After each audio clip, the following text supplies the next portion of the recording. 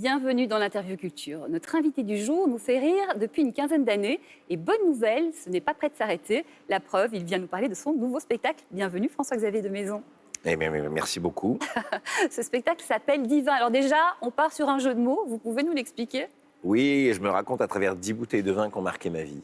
C'est un voyage dans le temps, dans l'espace.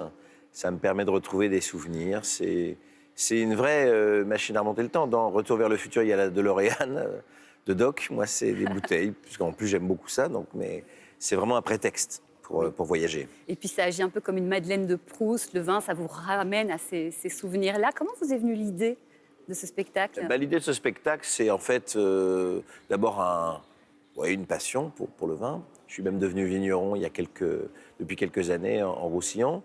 Et puis, il y a vraiment aussi cette envie de partager de nouveau avec les gens, de se retrouver dans un théâtre, dans un moment convivial. Et puis, je trouvais que c'était malin, ce fil rouge.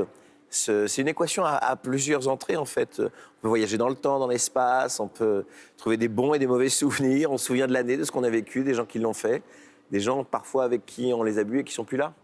On retrouve justement une galerie de personnages croustillants, comme vous savez très bien les présenter. Alors, par exemple, un directeur de théâtre, un prof d'histoire hongrois, votre ex-logeuse à New York, un viticulteur italien, votre coach de boxe. Ces personnages, ils existent ? Ils ont existé vraiment dans votre vie ou... Oui, alors, ce qui est terrible, c'est que parfois la fiction est en dessous de la réalité. C'est-à-dire qu'il y a des personnages tellement incroyables, comme ce viticulteur Giuseppe Quintarelli qui refusait qu'on recrache son vin lors d'une dégustation.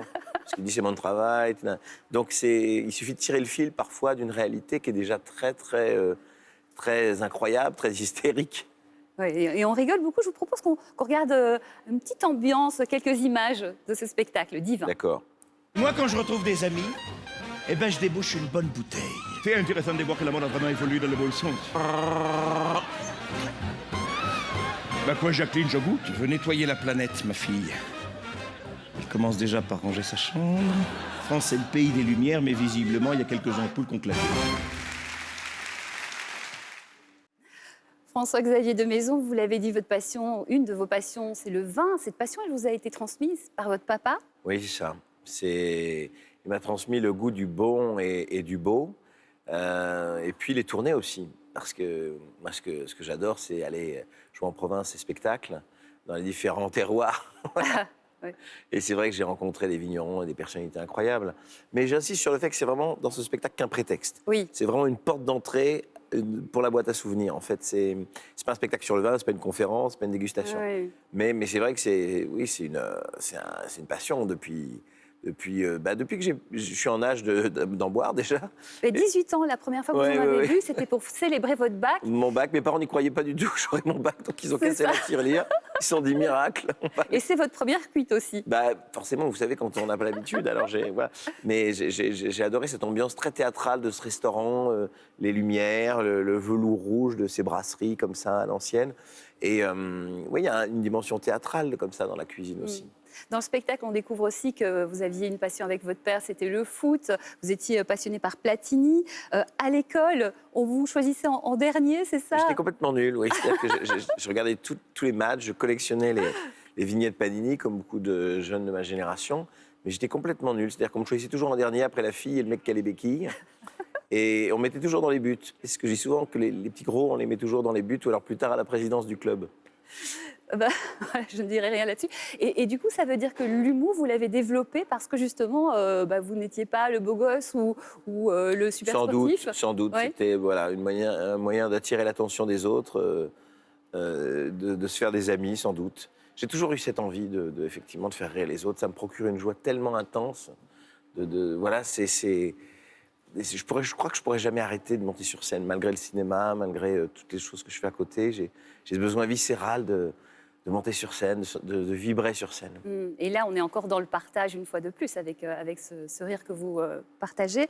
Donc, dans le spectacle, on se balade de votre naissance à tout vieux. Hein. Vous aurez 94 ans, on sera en 2067, donc on vous voit parler. Ça vous fait quoi, justement, de replonger, vous l'avez dit tout à l'heure, des personnes qui ne sont plus là aussi, on vous parlait de vos grands-parents. Je crois que c'est ce qui donne ce côté un peu émouvant au spectacle aussi, c'est de se mettre en perspective. Effectivement, je suis en 2067, oui. Je parle de mes parents. Oui. Ils sont plus là, parce que je dis, mais c'est des parents, c'est pas des vampires. Donc, logiquement, ils sont plus là. Donc, peut-être aussi se dire que finalement, si on peut appeler les gens qu'on aime et boire une bonne bouteille avec eux, c'est déjà pas mal de se le rappeler de temps en temps. Il y a quelque chose de très nostalgique aussi dans une évocation de ces souvenirs, de mes grands-parents. Voilà, c'est... je crois qu'on rit, mais les gens sortent assez émus aussi. Ouais. Mais ça nous renvoie finalement à nos histoires à tous. Finalement, au-delà du vin, vous l'avez dit, c'est une excuse. C'est vraiment ce spectacle, c'est un hymne à la vie. Vous aviez envie de transmettre ça. Il faut profiter de la vie. Et puis les gens qu'on aime aussi. Exactement. Ce partage. Je crois que c'est... Voilà, il n'y a pas plus de prétention que ça dans ce spectacle, si ce n'est de rire, de rendre les gens heureux et effectivement, de prendre conscience que la vie est courte, mais large, qu'il faut en profiter et surtout dire aux gens qu'on aime, qu'on les aime, quand ils sont encore là. Voilà.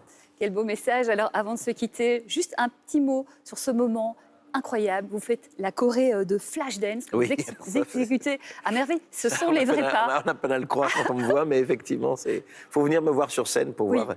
Je revisite totalement la chorégraphie de Flashdance et voilà, c'est un des clous du spectacle. Ah ben là, vraiment, ça vaut des points. Allez-y, le spectacle divin de François-Xavier de Maison. Vous êtes actuellement en tournée, évidemment. Merci beaucoup. Merci à vous, c'était un vrai plaisir, merci. Beaucoup de succès à vous et à Merci. très bientôt. Merci. On se retrouve très vite pour une nouvelle interview culture.